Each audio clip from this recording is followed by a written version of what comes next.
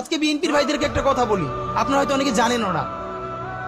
পৃথিবীতে দ্বিতীয় ইতিহাস আছে কিনা মান্না ভাই জানলে বলবেন, আমি ভাইয়ের কাছ থেকে শুনতে চাইবো।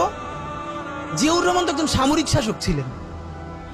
একজন সামরিক শাসক সামরিক ফরমান জারি করে দেশে গণতন্ত্র ফিরেইছে, পৃথিবীতে এই নজির নাই যেটা জিয়াউর রহমান করছেন।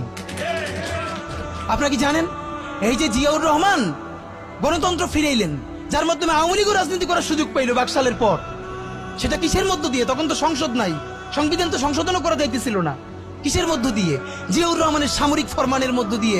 পৃথিবীর একমাত্র একজন সামরিক শাসক যিনি ফিল করলেন না সামরিক পন্থা দিয়ে করা যাবে না, গণতন্ত্রে ফিরতে হবে।